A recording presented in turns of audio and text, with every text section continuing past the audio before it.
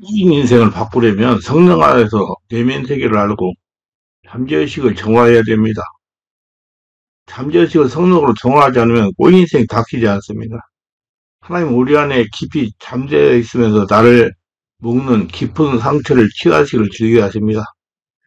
그래야 꼬인 인생이 바뀌기 때문입니다. 내 뜻은 단지 악한 영이 쫓겨나가는 사이가 아니라 깨달음입니다. 악한 영이 잃었던 것을 되찾는 것이고 내 안에 있는 것을 진정한 부활로 여기게 되는 가치관의 변화입니다. 실패와 좌절, 어려운 과거에 대한 새로운 개념을 가지게 하는 사역입니다. 새로운 마음을 가지려는 용기와 창의력을 필요한 사역입니다. 평생을 두고 계속해야 하는 사역입니다. 성령님의 역사로 이루어지는 사역입니다.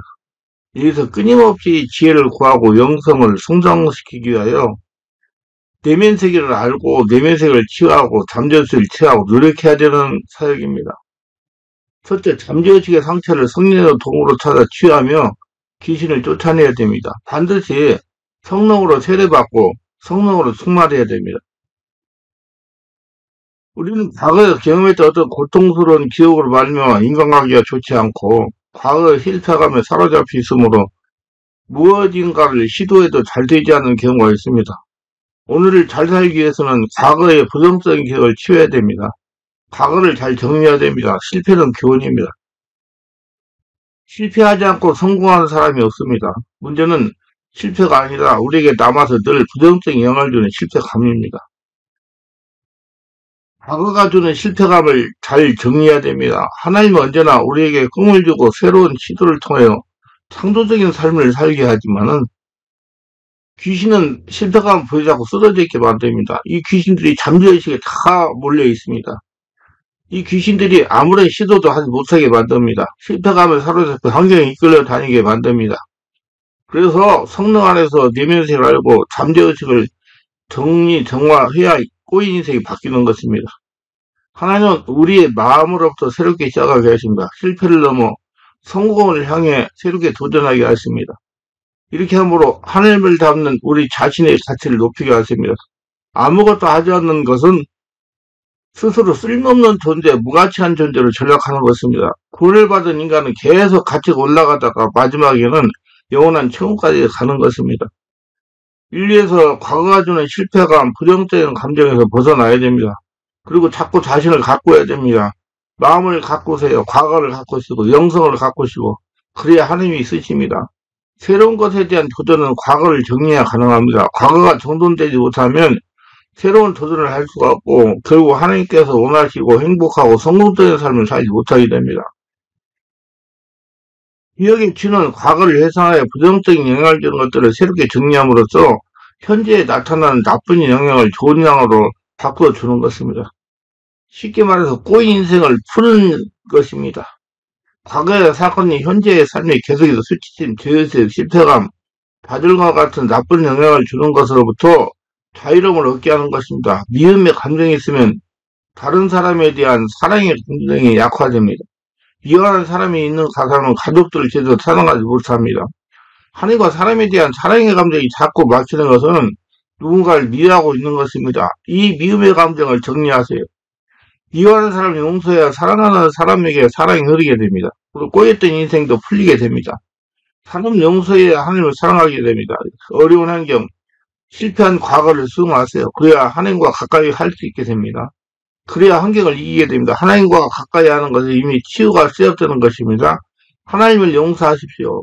하나님에게 섭섭하고 하나님에게 상처받은 것을 용서하십시오. 왜 하나님이 내 인생을 이렇게 어렵게 만드시는가? 이런 마음을 씻어내야 됩니다. 하나님 마음은 어디에 계시는가? 세리와 죄인, 낙고 고통이 있는 곳입니다. 아픔이 있습니까? 하나님 마음이 오고 있음을 깨달으세요. 힘든 내 환경, 저 삶을 통하여 하나님이 내 안에 계시고 나와 하나가 되십니다. 그러므로 힘든 환경을 받아들이세요. 그리함으로 그것을 임하시고 그 속에 역사하는 하나님의 사랑의 손길을 깨달으세요. 그리고 내 안에 나와 함께 하시는 하나님의 믿음으로 담대함을 가져야 됩니다. 모든 부정적인 것을 마음에서 잠재의식에서 쏟아버리세요. 청소해버리세요. 실패는 소고의 어머니입니다. 사람은 용서하고 실패는 감사하고 수용하세요. 그리고 겸손하게 실패를 감사함으로 수용하는 낮은 마음과 함께 하시는 하나님의 도움으로 그 실패를 안고 일어서세요. 실패해서 성공의 효과를 찾아내는 것이 내적 치유입니다. 기획에 주는 과거 사건 타지를 바꾸는 것이 아닙니다. 우리는 과거를 바꿀 수가 없습니다. 하나님의 은혜와 능력을 통해서 과거의 사건이 품고 있는 부정적이고 칙칙한 감정을 제거하고 그 대신 진취적 소망서 밝고 맑은 감정을 가지는 것입니다. 부정적인 것들을 함께 드리고 대신 하나님이 주시는 밝은 것을 가지는 겁니다. 어린 시절의 감정, 습관, 꿈은 성인이 되어도 계속 영향을 미칩니다. 이런 것들이 좋은 것이라면 괜찮아 좋지 않은 영향을 주고 있다면 치유돼야 됩니다. 아프고 부끄러운 상태일수록 깊이 묻혀있고 스스로 파내어서 치료받으려 하지 않습니다. 상처가 크고 부끄러울수록 깊이 묻혀있고 깊이 묻혀있는 만큼 인생에 깊이 영향을 미칩니다. 인간의 자아 방어를 위한 심리적인 본능으로 이처럼 아픈 감정을 기억에서 잊혀지고 깊이 파묻게 하는 것은 우리의 자아를 상처로부터 보호하려는 하나님의 은총이십니다. 만약 인간이 아픈 감정을 모두 생생히 기억한다면 괴로워서 스스로 삶을 포기하게 됩니다. 인간은 고통의 기억보다 좋은 기억을 하게 되어 있습니다. 그러나 상처와 감정을 깊이 묻게 하는 것은 억제 방해의 기능이지 치료의 기능은 아닙니다. 치료는 그리스도의 십자가 보혈 공로와 성령의 도우심으로 과거의 상처에 억제된 부분을 현실로 가져가서 치유하는 것입니다. 나 스스로 치유하거나 변화시킬 수가 없고 다른 사람도 치유하거나 변화시킬 수 없습니다. 오직 성령 하나님만이 하실 수 있습니다.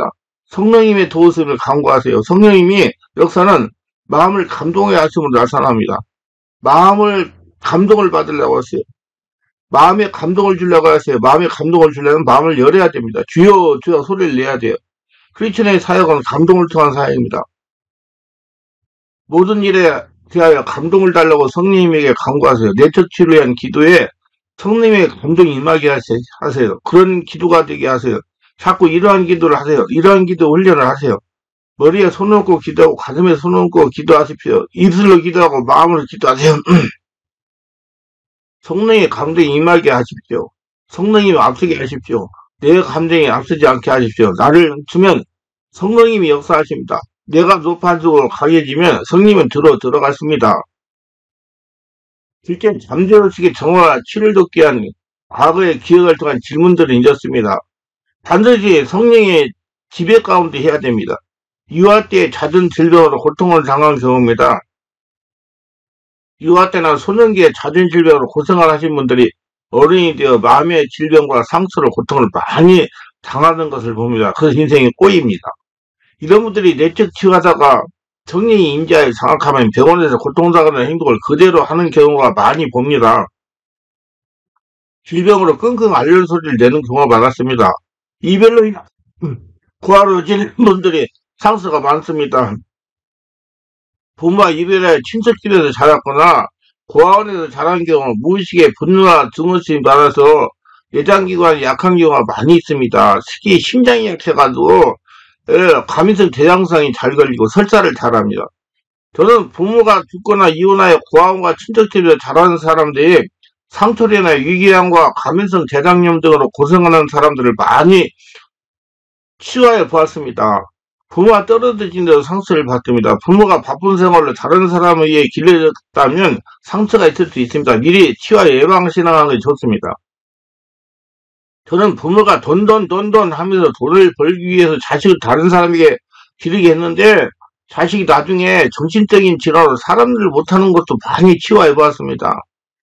부모의 무관심 속에 자라도 상처가 됩니다. 부모의 무관심 속에 자란 사람의 경우 부모에게 관심을 받으려고 노력을 많이 합니다. 가정에서는 부모에게 직장에서는 상사에게 아부를 잘하는 사람들이 항상 동료로부터 왕따의 문제를 가지고 사는 사람의 소지가 큽니다. 오랜 기간 스트레스를 받는 부정적인 환경에서 자라도 상처가 됩니다. 자라면서 가정에 잦은 불화를 겪으면서 자랐다든지 부모에게 심한 잔소리를 들으면서 자랐다든지 엄한 고립에서 무섭게 양육을 받았다든지 잘못한 여러 형태의 압박을 받고 자랐다면 무의식에 잠재의식에 상처가 자라고 있을 수가 있습니다. 이것으로 해서 인생이 꼬이는 겁니다. 그래서 반항적인 사람이 되고 정신적인 문제가 일어나고 인생이 꼬입니다. 반드시 고쳐야 돼요. 어려서 부모로부터 잦은 거절을 당한 경우 부모의 유아기에는 부모에게 잦은 거절을 당했으면 상처가 무의식에 형성되어 있을 수가 있습니다. 왜냐하면 유아기에는 자기 중심적이기 때문에 부모로부터 받은 것보다도 더 받지 못한 것에 대해 심각하게 생각하게 되고 상처를 받게 되기 때문입니다. 그리고 부모가 유아 때문에 귀찮아하고 천덕꾸리 취급을 했다면 천덕꾸리형이 붙어서 어딜 가나 천덕귀가 되어 인생이 꼬일 수가 있습니다. 이렇게 되면 직장에서도 천덕꾸리가 되고 시댁에서 천덕꾸리가 되기 쉽습니다. 부모에게 받은 상처들입니다. 자라면서 부모에게 구타나 폭행이나 무시나 차별 대우를 받으면 상처가 무엇이 담겨 있습니다. 이런 분들이 분노형이 있어서 항상 윗사람들에게는 고분고분 잘하지만 자기보다 약한 사람들에게는 분노를 바라는 경우가 많습니다. 분노는 시한폭탄과 같습니다. 언제 터질지 자신도 모릅니다. 찾아서 고쳐야 됩니다.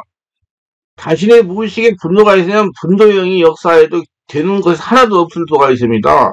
상처는 망가지는데 근원이 됩니다. 만수가 성령으로 찾아서 치유합시다. 그리하여 예수를 믿으면서 인생에 풀려서 하나님의 복을 받으며 살아갑시다. 아주 심한 질병으로 고통을 당하며 사는 경우도 상처가 됩니다. 이는 태중에서나 유아시대에 상처가 있었던 사람일 수가 있습니다. 제가 지금까지 성령치유 사역을 25년간 하다가 보니까 성장하면서 또는 어른이 되어 몸이 약하거나 심장에 문제가 있거나 난치병이 있거나 빈혈로 고생하거나 위장이나 대장질환으로 고생하는 분들을 치료해 본 결과 모두 태아 시절에 상처를 당한 분들이 많았습니다. 그리고 유아 시절에 상처를 당한 분도 다수가 되었습니다. 그러므로 자주 질병으로 고생한다면 예수 믿고 성령 안에서 잠재의식을 치유받아야 건강히 지낼 수가 있습니다. 절대로 현대의식을 치유할 수 없습니다. 어려서 이별 사기를 당한 경우입니다. 어려서 부모가 이혼했거나 죽었거나 이민을 갔거나 친척집에서 살았거나 고아원에서 자란 경우 무의식의 분노형에 자리하고 있습니다. 부모에게 버림을 당하거나 부모가 행방불명되어 고아원에서 자랐을 경우 부모를 향한 분노가 무의식에 자리잡고 있어서 믿음 생활이나 사회생활을 제대로 못 사는 분들이 있습니다. 그래서 인생이 꼬이는 거예요.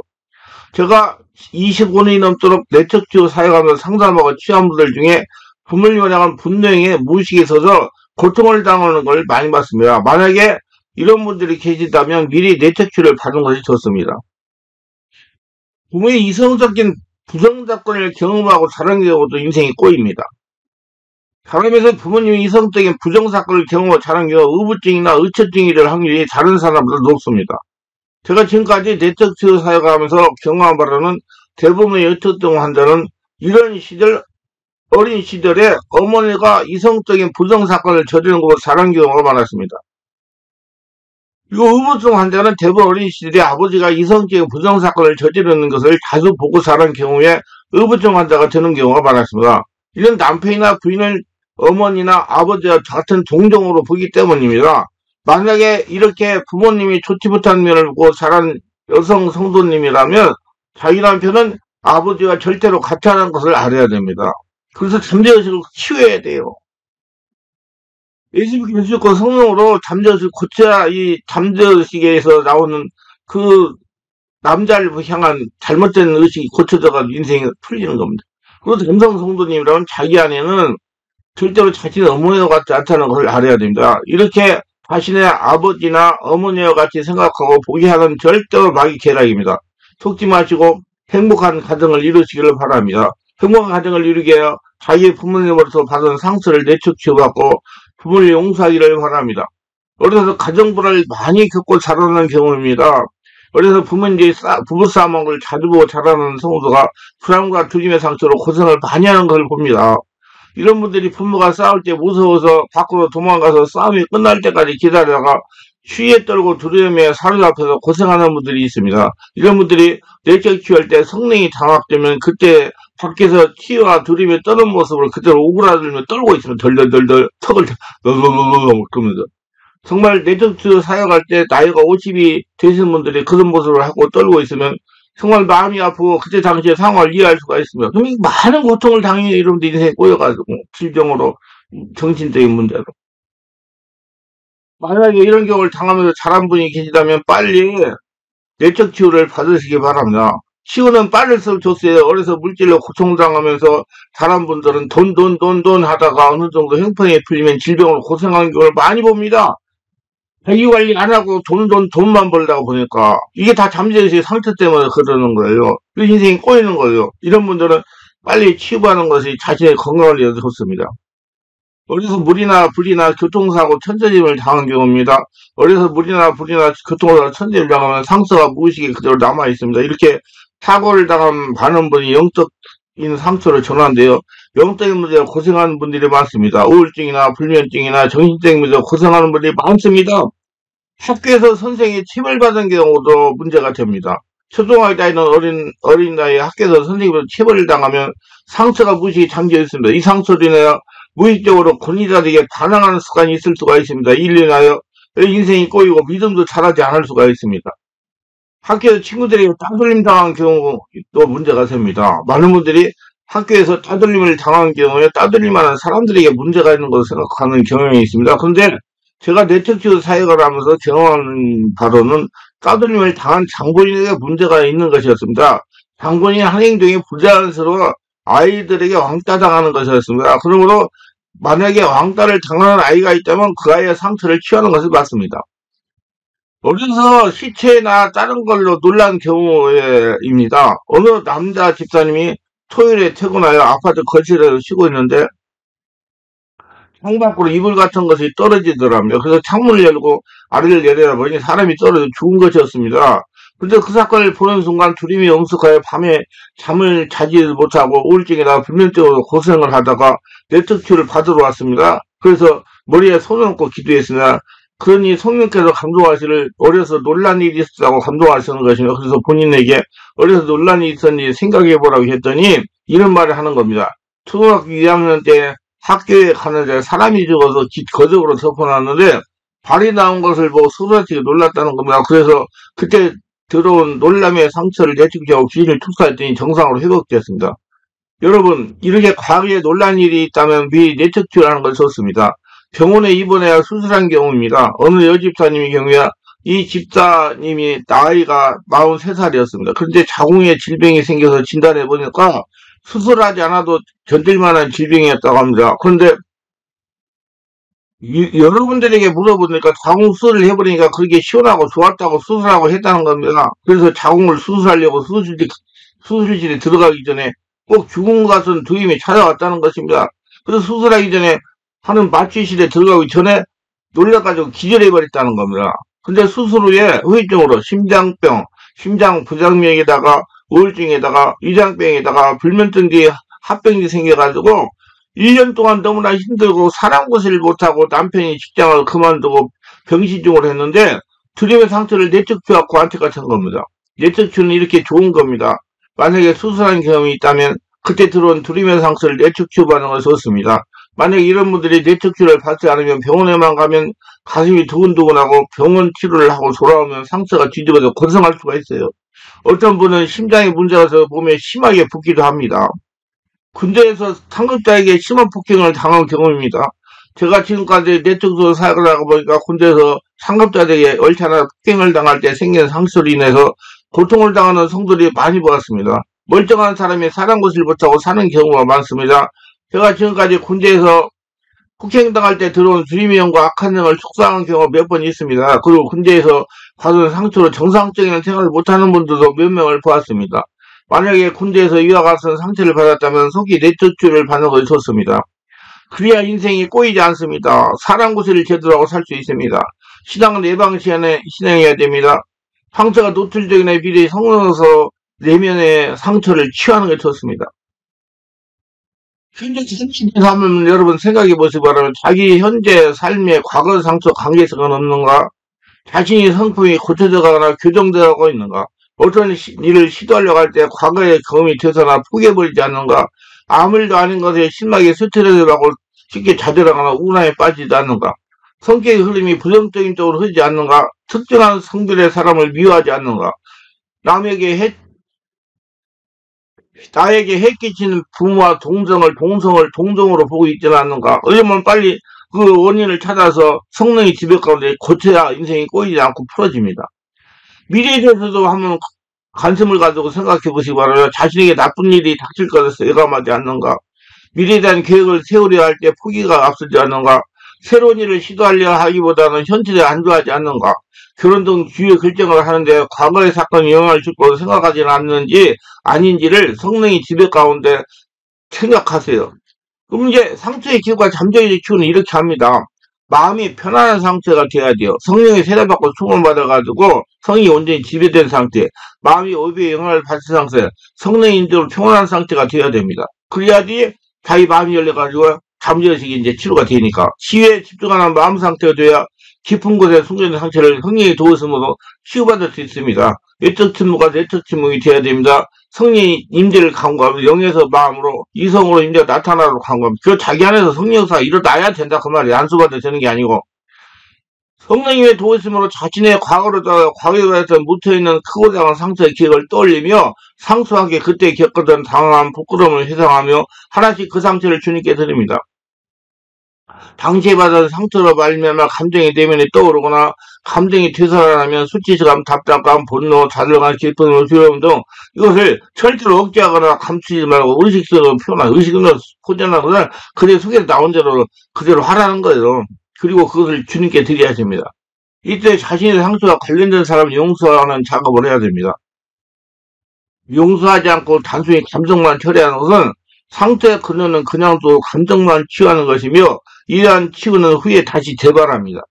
큰 사건, 큰 상처도 이 부분에 세심한 주의를 기울여야 되며 세심한 주의에서도 같은 감정이면 몇 번이고 계속해서 치유해야 됩니다. 자신의 마음에 상처 준 사람을 용서하지 않으면 진정한 수가 되지 않습니다. 자신을 위해서 그 사람을 용서하는 겁니다. 어둠과 저주의 세력에게 자신을 묶어놓고 있는 것입니다. 성령님의 능력으로 치유받은 후에는 마음의 평안함을 느끼게 됩니다. 계속하여 이 평안을 유지하는 것은 자신의 책임입니다. 오래된 상처와 깊은 상처는 이례적인 치유보다 장기적이고 지속적인 치유를 받아야 됩니다. 이렇게 내면의 세계를 알고 내면을 고치는 교회 가서 등록하고 거기서 신앙생활을 하세요. 그러면 그 담임 목사가 알고 잘 해줄 수가 있으니까. 성령의 교제를 통해서 악한 생각이 나지 않도록 기도 생활을 해야 됩니다. 진정한 치유란 지속적인 성령의 하나님과 동행하고 성령의 충만입니다. 늘 마음에 하나님을 느끼고 하나님과 동행하고 하나님을 의지해야 됩니다. 그래야말로 늘 마음이 점점 맑아지고 잠재의식이 정화되고 자유해지고 평안해지는 삶을 살아야 됩니다. 모두 다 잠재의식을 다 정화해서가지고 꼬인 인생을 풀으셔서 하나님의 복을 받는 형통한 인생으로 다 바꾸시기를 바랍니다. 기도합니다. 오늘도 저희 설교를 끝까지 시청하신 분들을 축복하셔서 특별하게 구독, 좋아요, 알림 설정, 공유하신 분들을 축복하시고 자신의 내면 세계 잠재의식을 잘 알고 꼬이는 문제를 해결하고 근본을 해결해서 다 풀어져서 하나님의 복을 받는 복된 자가 다 주는 축복된 인생이 되는 모두가 되게 하소서 예수님 이름으로 기도드리나이다. 아멘.